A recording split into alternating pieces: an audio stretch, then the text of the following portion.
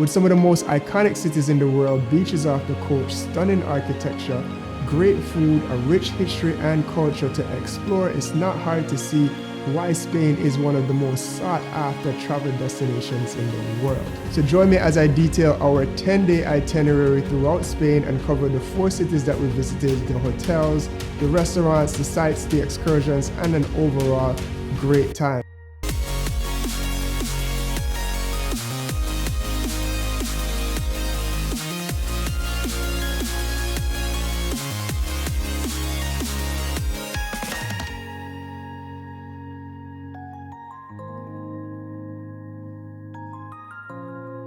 Now, just a little background on this trip. This was a birthday trip of mine planned by myself and mainly my amazing wife, with an amazing spreadsheet to go along with it, with our very detailed plan. And we also had to plan around large group gatherings for the different things that we were doing. Now, we live in the Atlanta area and there are a lot of different ways to get to Barcelona. However, we decided to take a more of a scenic route on Turkish Airlines. It was a little bit out of the way. However, as a points enthusiast and somewhat of a plane enthusiast, I really wanted to check out Turkish Airlines business class on their 787 Dreamliner. So we flew all the way to Istanbul and then back to Barcelona. Now, our flight got into Barcelona in the late evening. So by the time we got to the hotel, it was time to just check in, go to sleep, and get rested for a full day the following morning. Now, we decided to stay in the Grand Hotel Central in the Barcelona area. It was not a spectacular hotel, but it was nice and cozy and good enough for what we needed because we weren't spending too much time in the room. Had a nice, decent little bar area, a restaurant that we did not eat at, but also had a nice hotel roof that I'll talk a little bit more about in the video. Now, our trip got off to a little bit of a rough start. One, because when we landed the previous night in Barcelona airport, my wife discovered that she left her wallet in the Turkish Airlines lounge. What's up? Finally in Spain. Got off to a little bit of a rough start. Mrs. Davis? I lost my wallet.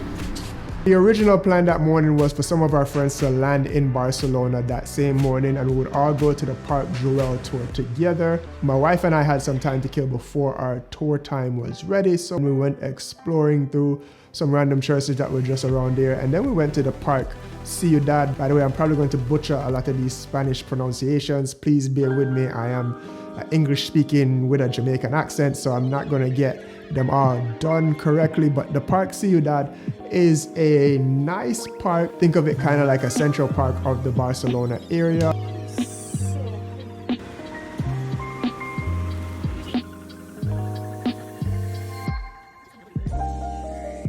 Good picture, and then we're gonna go.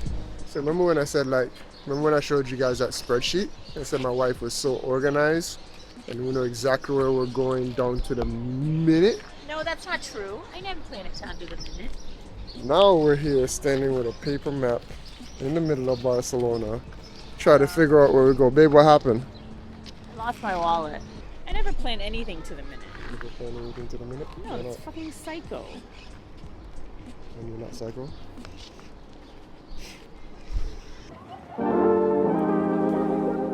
On our way over to the Park Güell tour, it became clear to us that our friends were not going to make it there in time. But once the tour got started, everything was a little bit smoother. We had the most amazing tour guide taking us through the Park Güell tour. His name was Jeffrey. You know when you could tell somebody just loves their job and is adding all the little details to all these different things? This completely changed the perspective of what I would have done if I just walked through the park by myself. All the different details that famous Spanish architect Anthony Gaudí put into the different things for that residential area, and then why it failed and why the overall people decided for it to become a park. I wouldn't say this was some of the most spectacular stuff produced by Anthony Gaudí, but it was cool history, learning all the different things as I mentioned.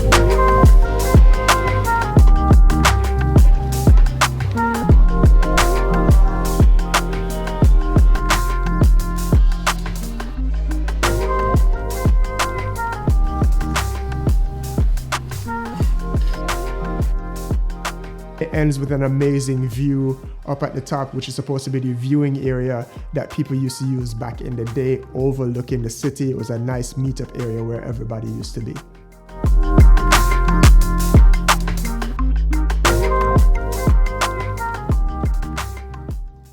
Then we're scrambling, heading over to what probably is the most iconic Antoni Gaudí structure in Barcelona, which is the Familia Sagrada. We had a tour guide time booked, so we're a little bit worried that they weren't going to let us in. Then we finally caught up with our actual tour group time, but we weren't really missing much because unlike Joffrey over at Park Jewel, the tour guide that we have was an absolute dud. But then finally we're able to link up with our crew. And while it would have been nice to have a tour guide to point out a little bit more of the details at the Familia Sagrada, this place is so absolutely stunning that you don't even really need the tour guide.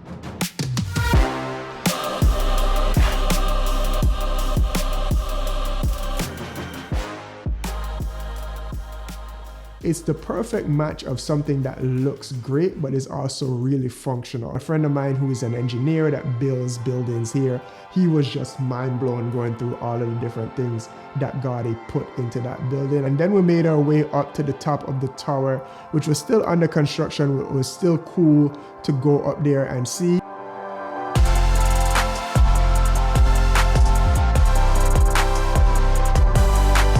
And then to go back down was kind of wild because you had to go down these winding stairs, and that was pretty cool, but also a little bit disorienting going down there. You just had to take your time going back down the stairs. And then by the time we were over with that, we were ready to go back to the hotel to get some food. We went up to the rooftop. I left the camera, but I do have some pictures.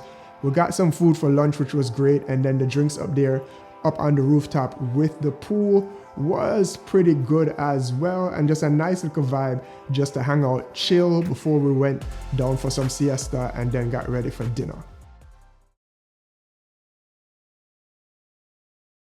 Then once siesta was over, we went over to this restaurant called Arcano, which was a recommendation from one of my wife's cousins, and it did not disappoint.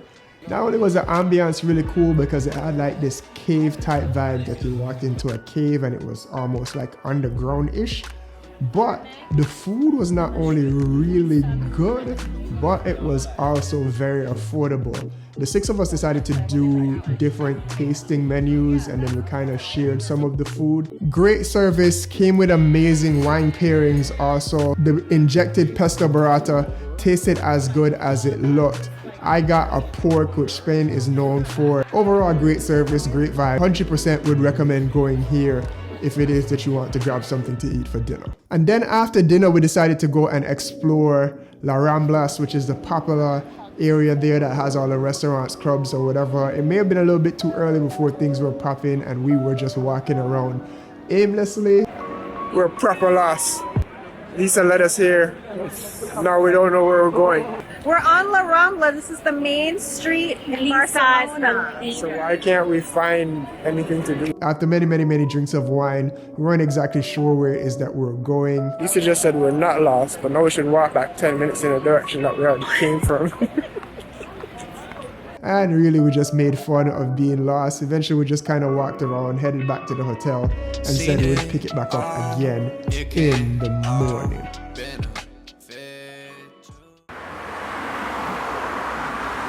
Now, the following day, the ladies decided to go hang out, get massages, and then head to the beach. And one of the friends that we're with is a huge Barcelona fan. Now, I'm someone that really appreciates the sport of football, but I don't watch it as intently as a lot of other people do. However, even though that is the case, if you just appreciate greatness, you could appreciate this tour and the history of this franchise. It's a self-guided tour which takes you all the way through the stadium. You get to see all the different paraphernalia of the championship banners, the jersey, the history of Barcelona and the franchise.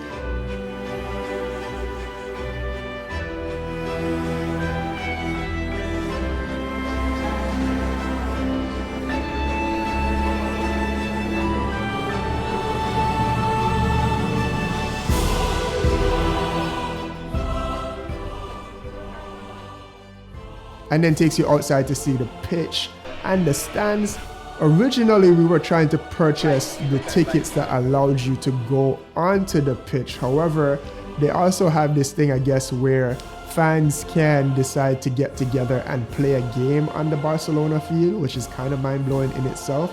But because of that conflict of time with people being out there, we weren't able to purchase tickets to go onto the pitch. But I would still say if you are even remotely interested in sports and the great franchises of sports, definitely go on the Camp Nou tour. So we're just now leaving Camp Nou, touring with biggest football brethren Adrian.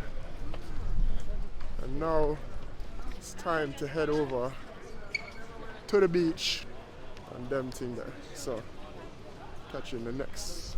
And you know when people say like Barcelona, you just need to go and they can't really explain it, it's just a vibe. That's the way I felt on the beach. So much so that I don't even have much footage because I was just really just loving the nice breeze, being by the water, and then just having a good time, having some drinks and some food and enjoying good friendship and a great time.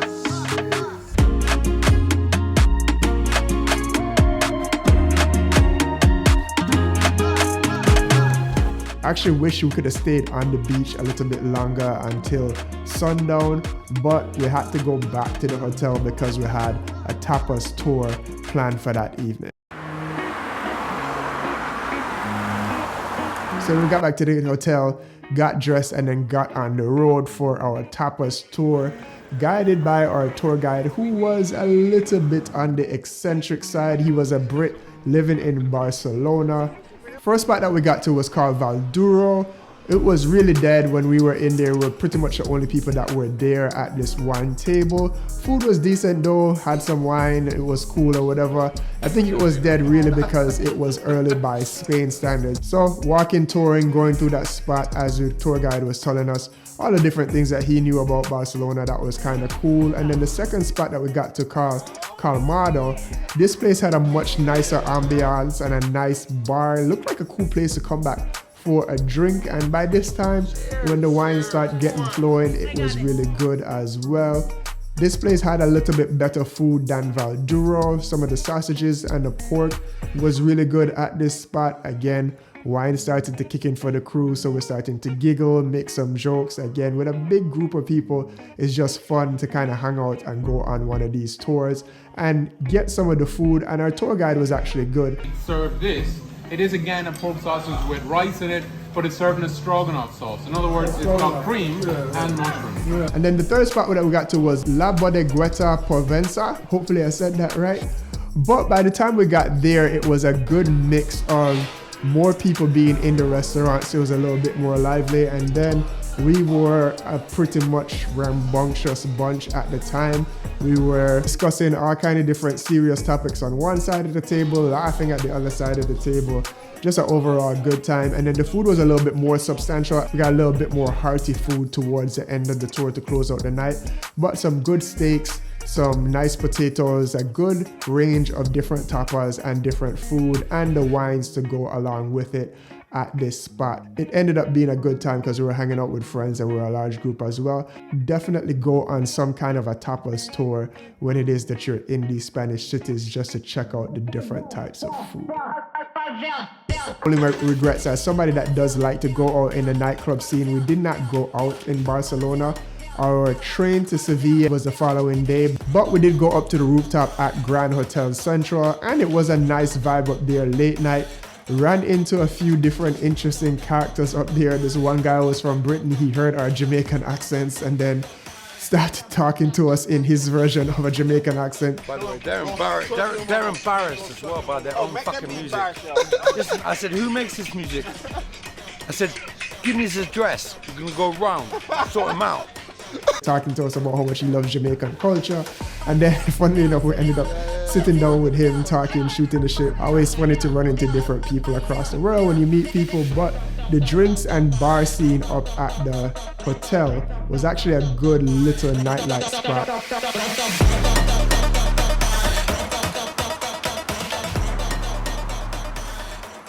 Then the following morning, after our epic night, we boarded the train in Barcelona to head to Seville. We're on the Renfe train. It was fairly comfortable, nothing to really write home about. Some good little scenic views of the countryside in between Barcelona and Seville. Now, by the time we got to Seville, we were a group of 12, and we were heading to this amazing 6-bedroom house right within the heart of the city. The first thing to really jump out at us though was on the way to the house, we're taking taxis, and the super narrow roads are mind-blowing. Name of the house was House Palacio Abades Terrace. It was this amazing 3/4 story house that also had a rooftop patio. This place had 6 bedrooms, 6 bathrooms, and was perfect for our 12 people. So each couple had their own room and had their own bathroom set up. We do have a large group of people. I would recommend renting this house, and the location was perfect. You could walk to almost all the major sites within Seville from this house. So once we got to the house, first thing that we had on our list of things to do was an electric bike tour provided by a company called Elect Move. We've done this in a few cities now, and it is a great way to intro yourself into the city. Cruised throughout the city and then ended up at the river, and our tour guide gave us an amazing historical breakdown on the area of Sevilla and the Andalusia area and how it's different from all the other regions in Spain, particularly the mixture of all the different cultures of Christian and Arab rule throughout the different centuries. And then also gave us some amazing breakdown on 14th and 15th century voyages that would leave from the Sevilla area, affecting the New World, which we all know of in the West, of people like Christopher Columbus. Then we rode over across the bridge and he was giving us a breakdown. We got a little bit to see the markets over there, as well as some of the less touristy areas and where people actually live in Sevilla.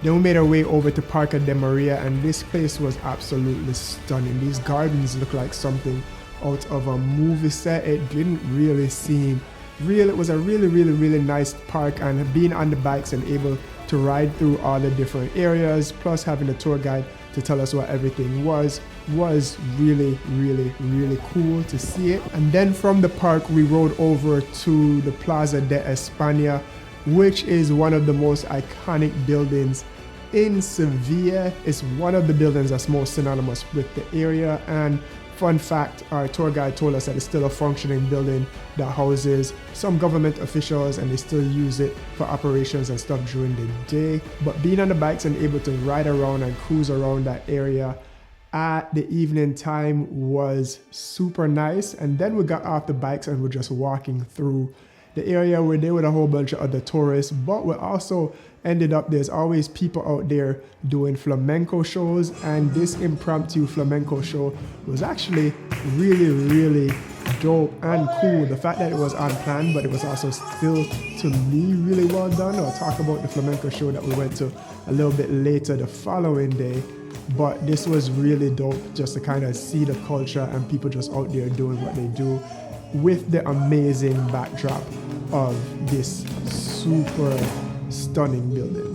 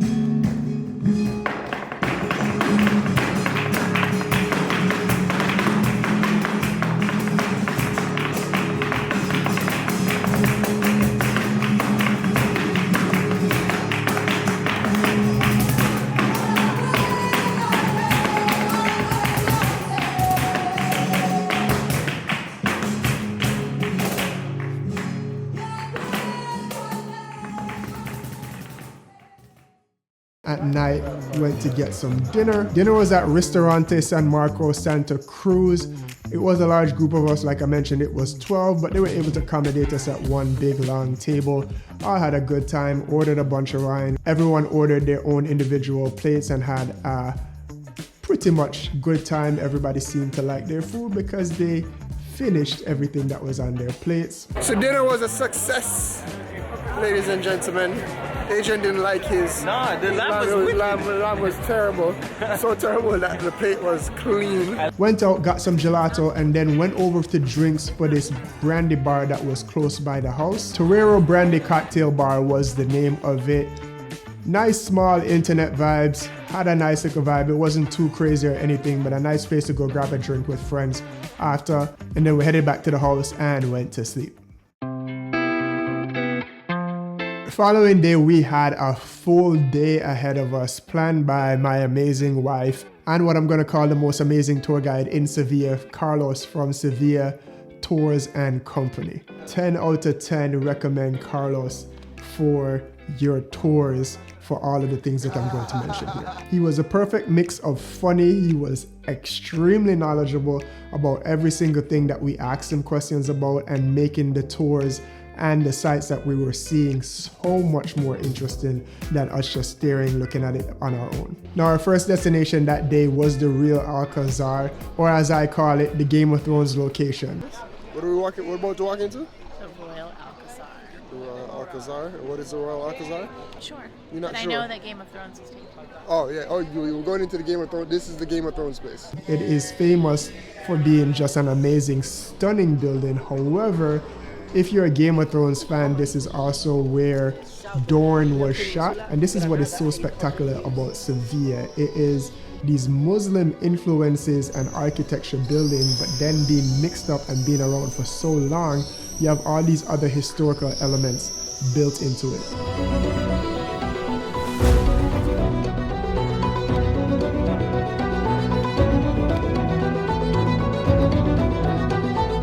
So Carlos took us through the building, gave us a rundown on the different pieces of art. So that was cool to see all the historical figures and the art, everything dealing, also all the stuff dealing with, let's say, Christopher Columbus and that time period and what was going through with Spain. And then we moved through the rest of the building, talking about the previous kings that used to live there, the architecture, how some of it is functional. All of that stuff was really cool inside of this building.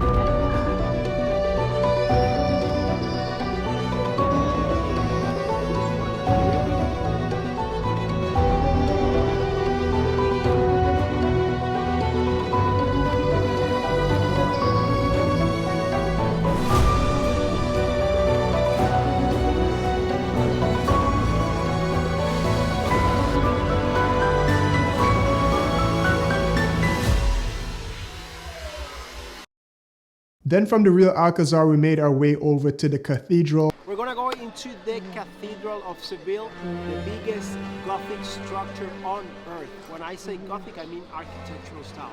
Yeah, we call it the Hollow Mountain. Awesome. Awesome. It is a church, but it's also a lot more than a church. Again, lots of history inside the building, lots of art, lots of things to look at.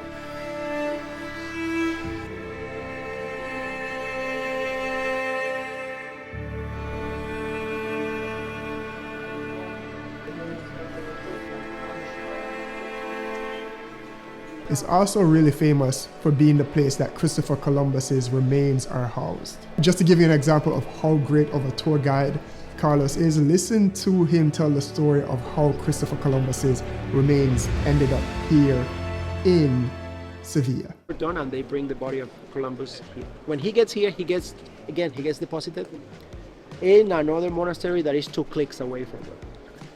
Happy days. When Diego Colón dies 33 years later, they open Diego's testament, and on the inside they find Christopher Columbus' testament. And when they open Christopher Columbus' testament, he states, "When I die, I want to be buried in La Española." It's that island that is right now Haiti and Dominican Republic. If I cannot be buried there, I don't want to be buried on Spanish soil. So we need to honor Christopher Columbus' testament. So they do the paperwork, they dig him up, and they put him on a ship and set sail to La Española. State funeral, all the cannons, all the flags, the CNN, the BBC, everybody was there. Live coverage, the whole thing. Late 1600s, early 1700s, the Spanish crown was already declining, and the French corsairs, which is a fancy word for state pirates, they were storming the Caribbean. And they seized La Española island. So that's why Haiti, they speak French, and Dominican Republic, they speak Spanish. Yeah.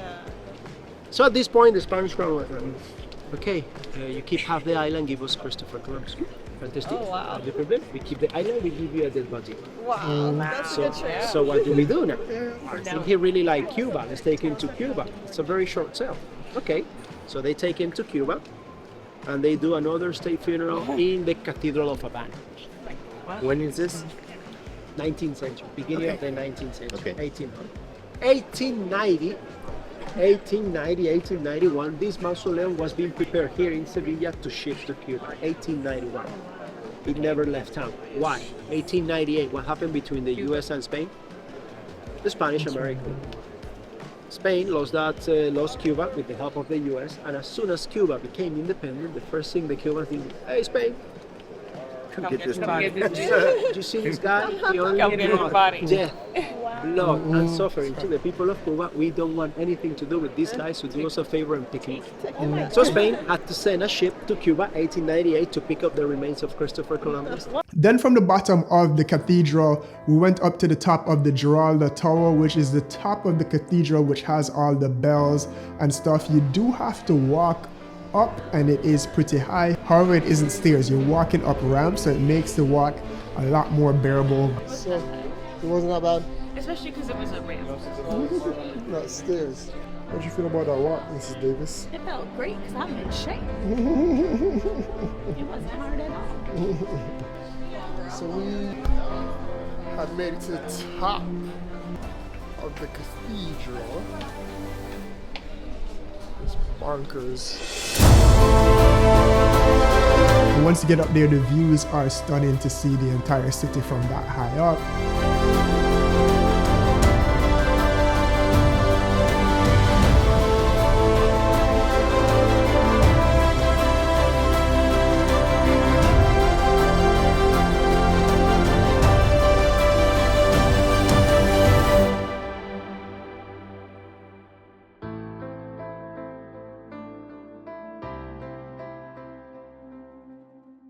Came back down, and then the plan was supposed to be that we head over to lunch and have a quick lunch and then a siesta before linking back up with Carlos in the evening for a tapas tour. However, the place that we went to, Casa Robles, is supposed to be a really well-known place in Seville, but food took forever. Apparently what happened was they were down in the kitchen, either a stove or people or whatever. The seafood paella was probably the biggest standout of things that I had. Some of the appetizers were good, but nothing to really write home about and nothing that was really worth the wait. The long lunch actually pushed back our time period, so by the time we linked up back with Carlos for our tapas tour, it actually cut into some of the stuff that we had to do. So we only had time for 2 spots on the tapas tour. The first place was Belmonte Bar. Some of the standouts were the anchovies that we had. Carlos was still doing his thing, giving us a ton of history on food in the Andalusia area. And then when we're walking to the second spot, one thing that just jumped out at me was how amazing it was walking through Seville at golden hour.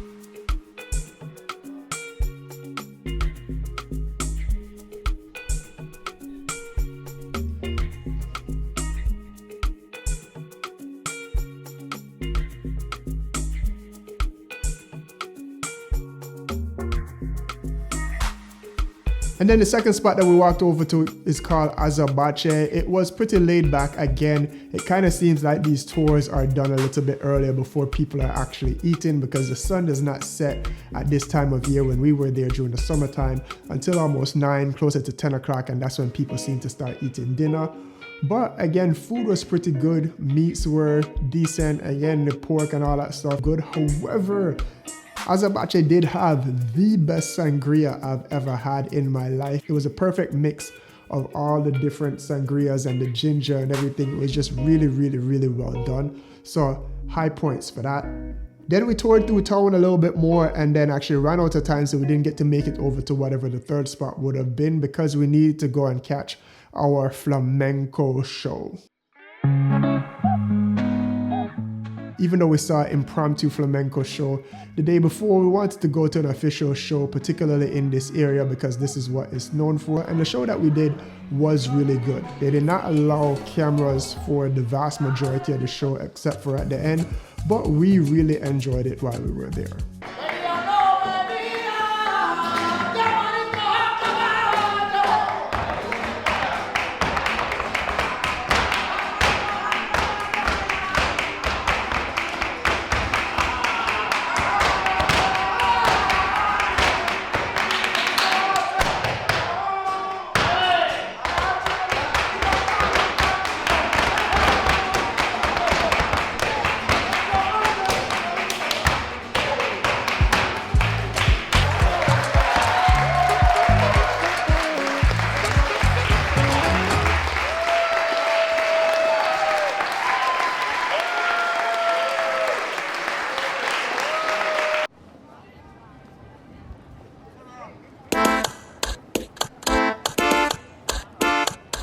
Then the plan was to go out and get some drinks and party just a little bit. We did not really find a club or anything that really fit our vibe. But Carlos recommended this spot and it was pretty cool. Outdoor area vibes. There was a DJ playing some music that was more like lounge background music. However, these drinks that the bartender was making were really, really good. Even just a regular simple like old fashioned, like he was crafting these drinks. It was pretty cool. There were people eating, drinking, having a good time.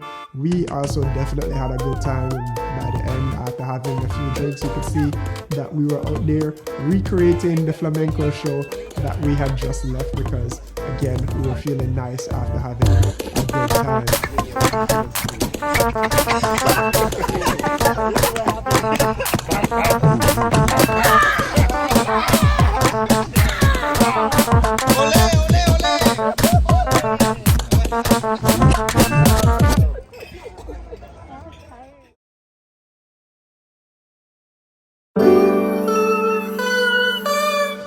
And then the next day was just kind of a free day. I just kind of walked around. I was just kind of exploring. And then we all met up for lunch, had a random lunch at what I thought was going to be a tourist trap, but it actually turned out to be pretty good, which was closer over to where the Metropole was. And then we went over to this spa. I don't have any footage because I didn't carry my camera inside of the spa. It turned out to be really good. It is a bath spa, so you have the warm pool, a hot pool, and a cold pool that you do for about an hour before. Then you leave and you go to massage, and then you come back down. You have some tea and stuff, relax a little bit. And then for dinner that night, we did not have anything planned. My wife is tired of the tapas. And then No more tapas. my wife is tired of the tapas. We don't talk about tapas. We don't talk about tapas anymore. My wife is tired of the tapas. And she's making us eat whatever she wants to eat right now. But everybody loves it. Gelato. Good Italian food. Yeah, good Italian food in Spain. How about that? So we decided to go for Italian, and that turned out to be pretty good. About to get some gelato. Got some gelato as we've been doing the entire time. No. And then we went over to the Metropole at night, which is one of the largest wooden structures in the world. This actually looked really cool. I wasn't sure if we're going to do it during the daytime or at nighttime, but at nighttime it has a light show. So it was cool to be up there, and then you're high up enough to get some nice views of the city. And again, I cannot gush enough about how cool the city of Seville looks. Even at nighttime, again, it looks like a movie set.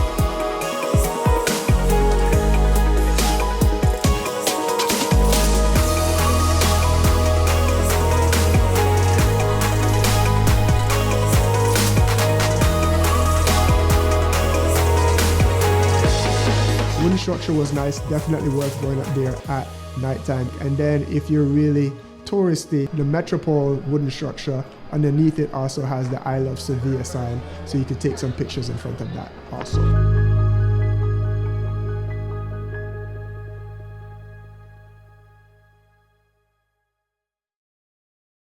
And then the following morning, it was time to get ready to head over to Mallorca. Scrambled out of the house for a little bit of a shit show trying to get to the airport, but early morning departure from Seville, and what was about to be the most hectic day of the trip.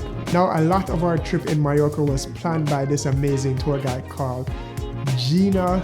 She runs a company called visitmymallorca.com. I will link down below to all her stuff, and was really detail oriented and actually picked out a lot of stuff that went over really, really well for us. Firstly, there's no Uber in Mallorca, and moving around with a large group can be pretty hard and cumbersome to get around. She was great in organizing all our transportation, particularly for the stuff that we had planned. So once we landed in Palma, Mallorca, she was there waiting for us with a bus, gathered all our luggage, and then we're off to go touring through the town of Palma. Gina did know a lot about the area. Palma is a pretty beautiful city though, and the structures are really nice and stuff to look at.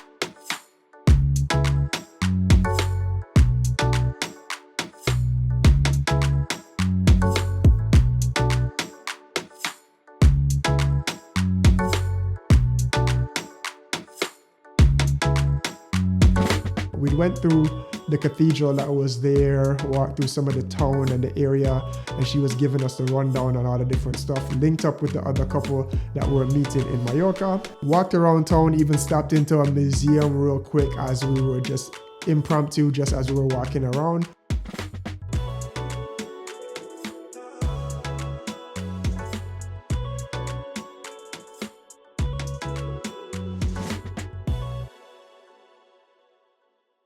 But then we got to the lunch spot that Gina picked out to us, and this was one of the highlights of the entire trip.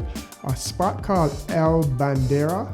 It was fancy tapas on steroids.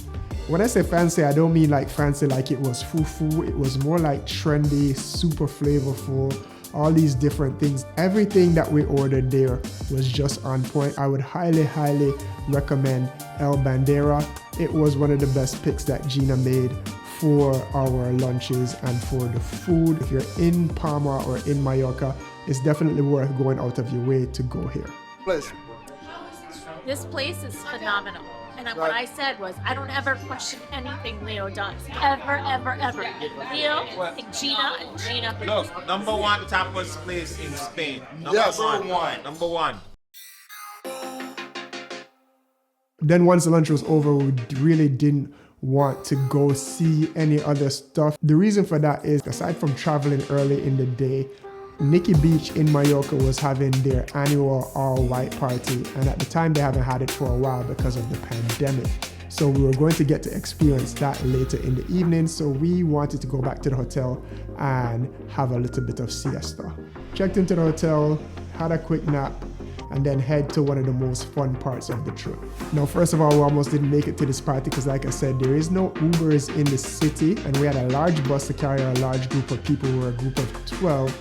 We were running a little bit late and the bus driver was not having it. He needed to go and pick up another group of people, so much so that he didn't even drop us directly at Nikki Beach. We had to walk 10 minutes, which was kind of wild, but I kind of understood because he was on a tight schedule going to pick up somebody else. One of the reasons why we chose Mallorca over, say, Ibiza was I still like to go out on the party scene, and this Nikki Beach all-white party seemed to be right size for our group, and it was the 10th annual version of this event. So we booked a table. We were actually down on the beach and we preferred it that way. We were such a large group of people that it didn't really matter where you placed us, we were gonna have fun anyway. It comes with food, it comes with a couple bottles, some champagne, some vodka, whatever. Once the food and the drinks start flowing and the music starts getting good, it started to pick up towards the end of the night. Superlative.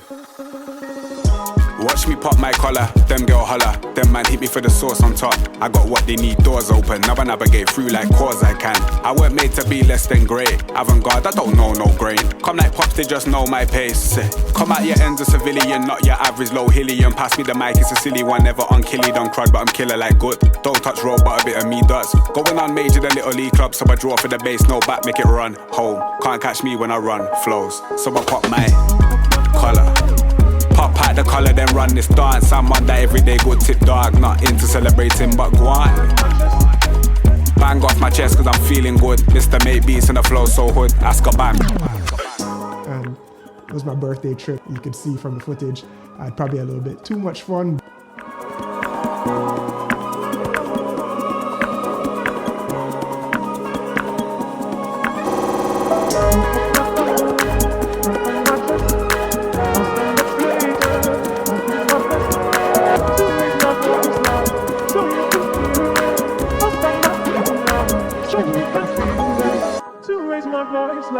So you can feel it. I'll stop my feet now. So you can feel it. So you can feel it. So you can, so you can, so you can, so you can.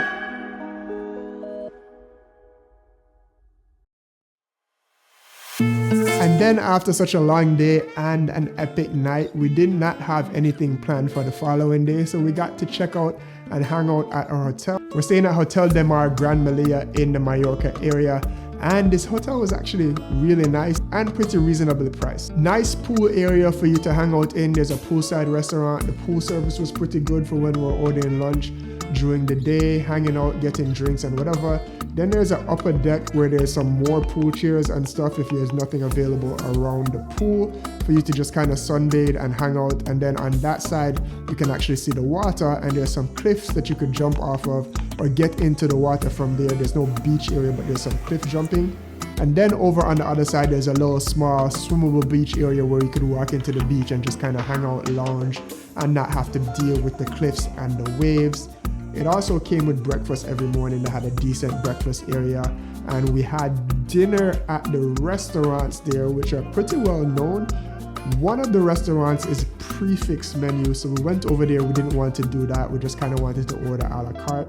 The second restaurant that we went to was pretty good, not really busy. There weren't too many people there. It was really just our group and a few other tables, but still nice chill vibes at the restaurant. The rooms were nice and spacious as well. And the cool part is that every single room faces the ocean, so you don't have any rooms that are facing the street. Every room has this walkout balcony where you could see the water and looks over the pool. So super cool rooms and service and everything. I would definitely recommend Hotel Del Mar Gran Malia in Mallorca. So after linking up for most of the day, my wife wanted to go shopping in the Palma area. So we did that and then linked up with the rest of the crew, had another impromptu dinner at an Italian restaurant. All that was really good. But remember that I said that there's no Uber in Mallorca and taxis can be kind of hard to come by. So when we're leaving dinner, we're like, what's the best place to get a taxi? The restaurant tried to call some taxis for us. Nobody was picking up the phone. Seemed like it was really busy. When we're in Seville, we couldn't find food. Seems like in Mallorca, we can't find taxi. People are panicking a little bit. None of the taxis that we're going are stopping. The buses have stopped running by this point. Then ended up running into a little bit drama. There was people being out late that night drinking, but we had some girls fighting. Moral of the story is that find a busy taxi stand and then they will take you to where you need to go to.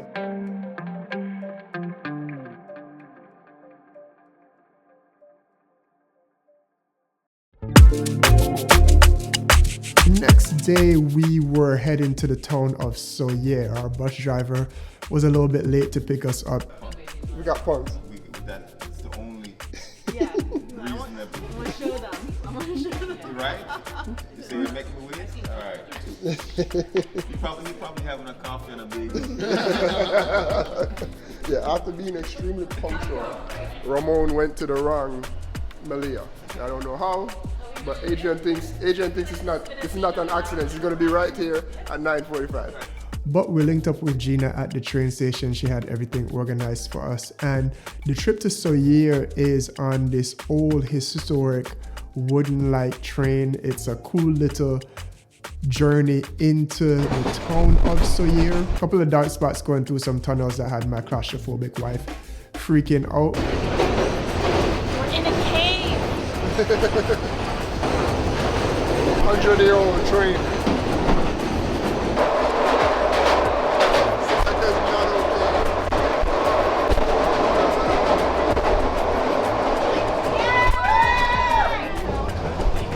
But a cool little tour and look of the countryside. There's also one particular spot that the bus stops at where everybody could get off the train and take some pictures. Mallorca has a cool landscape and terrain. It kind of reminds me of my hometown of Jamaica, where you do have these beaches and you are on this island, but there's a ton of mountains and valleys for you to drive through and green area and all that stuff. Just a really cool, diverse landscape. Once we got done with the photo op area in the countryside, train finally stopped in the town of Seville, and the very first thing that we did was try the Seville orange juice. Oh, this is good. Damn it, I should have got that. But it's not. It's the OJ. You can barely taste that alcohol. Some of the best orange juice that I've ever had in my life. Can't really explain it. It just was the right amount of sweet and flavor, and not to mention that it had the right amount of flavor to where you couldn't taste any of the vodka, and we got to drinking. Now, once we're in Seville, it was a flea market day on that day, so we're able to kind of go around and go shopping. But really, half of the crew, including myself, ended up just bar hopping and enjoying the flavored, aka screwdriver, orange juice there, so we were having tons of fun just walking and exploring through Seville. Then from the town market square, there is another little wooden historic tram, which is different from the train, that takes you through the city and then takes you down to the port of Seville, where the beach is, where all the yachts and boats and all that stuff is, and that's where we were heading to lunch. Lunch was at a place called Socapricos. This was another lunch spot that Gina had picked out, and it turned out to be another hit. The appetizers, the mains, everything that we ordered, a variety of different foods, burgers, fish, all that there. Everything was really good. Everyone enjoyed our food, and we were raving about Gina with another outstanding lunch pick again. How was lunch? No. Gina did not disappoint. Lunch was amazing. Gina did her thing again. Lunch was amazing. Big up to Gina. Puerto Seville is pretty dope. And now we're trying to head to our car to get picked up to drive through the mountains. So another bus came and picked us up not too far from the port, and we headed up through the mountains. But to be honest with you, after touring through Seville all day and having a little bit too much fun, the crew was a little bit tired and needed some rest, so we got up to the spot. It was actually pretty seeing it being up in the mountains and overlooking the cliffs and such. However, the bar area wasn't anything to write home about, so we kind of just stayed there for a few minutes. Yeah, it's not with the long arguments. Ready to go home. We got back and had some time for some siesta, and then ate at the hotel that night.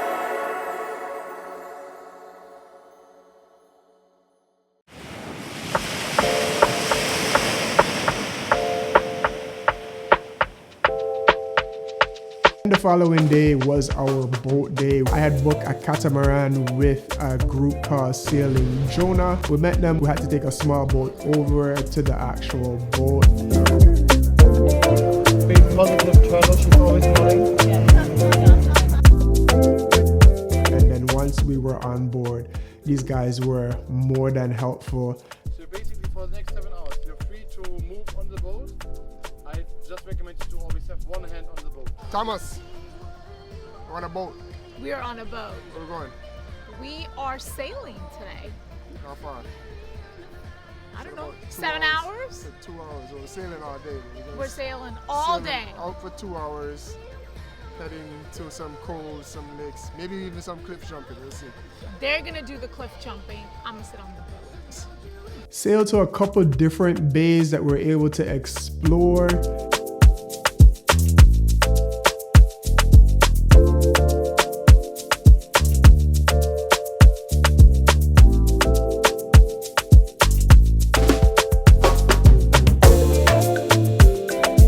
They also had a bunch of gear to make us more comfortable in the water. Noodles, splash pads, snorkels if you wanted to go snorkeling and see the different type of fish. Then we dropped anchor in Cayo Blanco, where we were there chilling, hanging out, having a good time. 60 calablancas in Mallorca. So we have dropped anchor, and now it's time to enjoy the water. Who's getting in?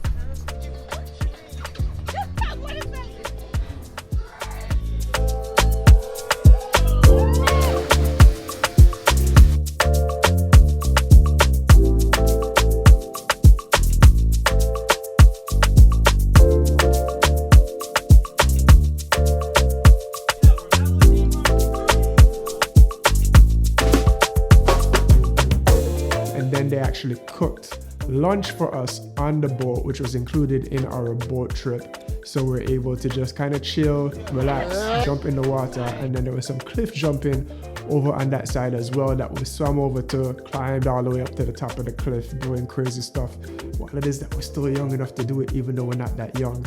So overall, amazing day. I would highly recommend Sailing Jonah for a boat day, particularly if you have a decent sized crew to row with. Just lounging, having a good time out on the beach. It's never a bad time when it is that you're sailing the seas of an island, and particularly in the Andalusia area, it was great.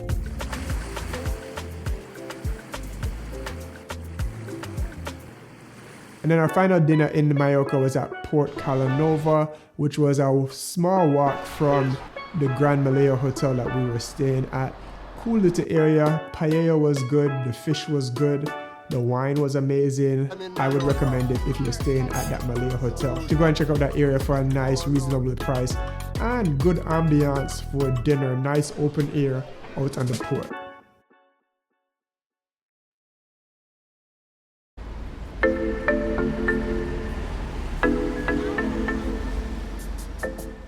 Then it was finally time to leave Mallorca. We headed to the Mallorca airport. We took an Iberia flight over to Madrid. And then, to be honest with you, even though Madrid was the fourth stop on our trip, we were really flying out of Madrid because it had the best flights for us to get back to Atlanta. So it was more like a bonus city. My wife and I did not have any specific plans. So we're in Madrid with the gang. Saka and I are no longer in charge of the trip. There's no spreadsheet.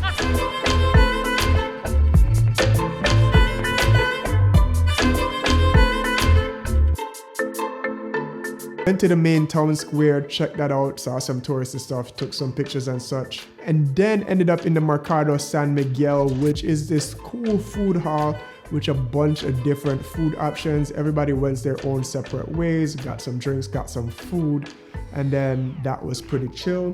That's where we at. You don't even know where we're at. Miguel said, come on, we're gonna go market. Where Lisa, what's the name of this place? San Miguel Mercado. Okay. What's the plan right now?